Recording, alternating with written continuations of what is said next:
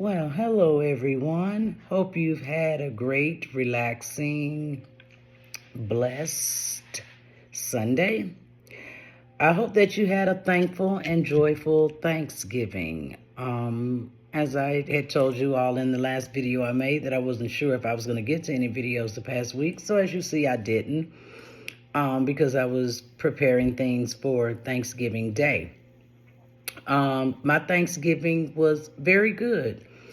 I had my daughter and her husband, and I invited a couple who has been longtime friends with me and my husband. I invited them over.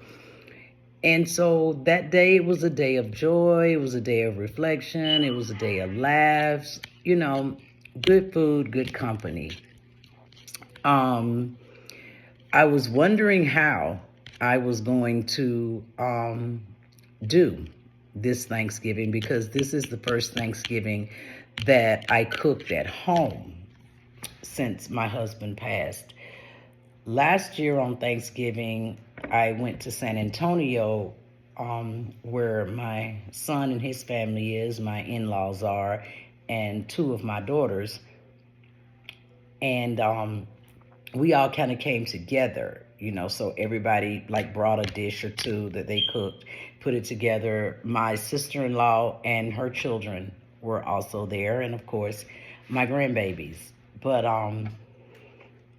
this was the first time I got in the kitchen for Thanksgiving by myself. um of course, last year I did do Christmas dinner at home, and I did a little bit of cooking there, but it was the Thanksgiving one. I've already did the Christmas thing last year, but this year was the first Thanksgiving that I cooked in the kitchen since my husband passed. And I actually did okay. I was worried about how I was going to do it, how I was going to feel, what emotions were going to overcome me. But amazingly enough, the emotion that I felt was peace. I felt calm, as I fixed each dish, as I prepared everything ahead of time. Some things you can prepare ahead of time, other things you can only cook that day. And so as I prepared everything ahead of time, I just imagined that my husband was still there. I found myself talking to him like we would normally be talking to each other when we're in the middle of preparing Thanksgiving dinner.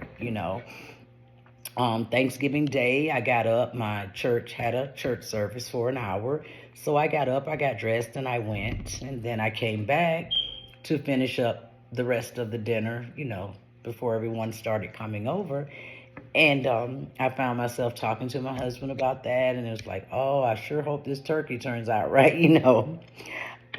because, of course, those were the things that he watched. He'd watch the turkey, and so I was like, well, I sure hope this turkey turns out okay. So there was that. But it turns out that everything was fine. The food was delicious. The company was great. Um, and the feeling was calmness. That in no way says that I wasn't thinking about him, that the grief wasn't there. But for a small moment in time, there was peace and there was reflection without tears. Of course, the tears came later once everyone left, but for that small moment in time, there was peace, and there were smiles, and there was laughter. When we all got together last year for Thanksgiving, our main focus was to do it for my mother-in-law, you know, to have all of us around her. Because while, of course, having the first holiday without my husband just mere months after he passed, I think something like maybe 6 months after he passed, we were thrown into the first birthday without him, the first Father's Day without him, the first Thanksgiving, the first Christmas. Father's Day was particularly hard because my husband passed at the beginning of May. And then it was like the very next month, June, we were having to deal with going to the cemetery to lay flowers for Father's Day. So we all really wanted to get together. The main focus was my mother-in-law, because while having the first was hard for me, obviously, as his wife, and for his children and grandchildren, I'm sure it was doubly hard for her as his mother. So we all wanted to make sure that we were there and that we were around her. As many memories and reminders of Alan as we could get, so that she could still feel his presence. In between all of that, our first granddaughter did arrive the day before Thanksgiving. So, like I said, there was joy amidst the sadness, and the pain.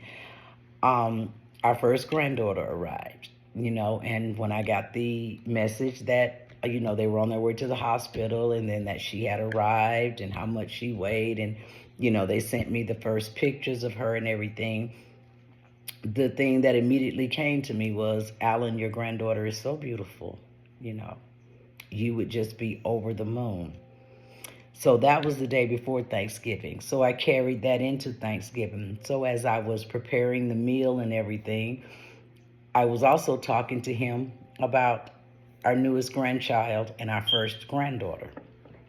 I was like, Alan, grandchild number 7 and granddaughter number 1 has arrived, And so there was that feeling of pride, that feeling of happiness, but also that feeling of sadness, because I really wish that I was actually speaking to him, And then I was telling him, oh, well, one more granddaughter is on the way. We got about another month, and then my daughter and her husband's baby will be here. So, it was like talking to him. Okay, the first granddaughter is here. Okay, the second one will be here soon. So, it was a mix of emotions, up and down, up and down, up and down, up and down, like a roller coaster. And as many of us know who are going through this journey of grief and loss, be it the loss of a spouse, the loss of a mother, a father, a sibling, a good friend, loss of a relationship, loss of a job. Loss is loss, and each loss has to be grieved. It'll be grieved in a different way, but with each loss, any type of loss brings grief. Maybe not as profound as when you've lost a loved one, but the grief is still there. So I just encourage you all to just keep riding that wave. When the grief hits, sit in it, feel it, do whatever it is you need to do, before you move on to something else. Don't let anybody tell you you should snap out of it and it shouldn't take you that long.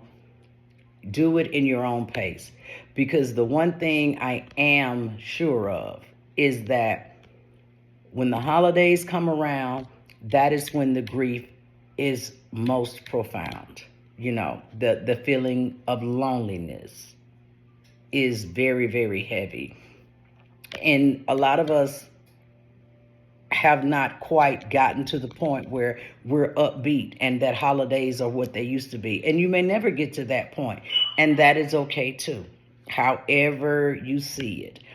But we've long known that holidays bring about depression, because a lot of people feel lonely. They're estranged from family. They're estranged from friends. And so that brings on depression, but also the loss of a loved one, of your spouse. That can bring on depression too, because you're feeling lonely because half of your life is no more. So just ride the waves through this holiday season, because grief comes in waves. Sometimes it hits you overwhelmingly. Sometimes it's a little twinge. It could be something small or it could be something big that triggers you. But ride that wave and understand that your feelings are valid and the way you respond is acceptable. So I just wanted to pop on here and say that. I'll talk to you guys soon. Just remember that whatever we're going through, God is not through with us yet. Miracles and blessings.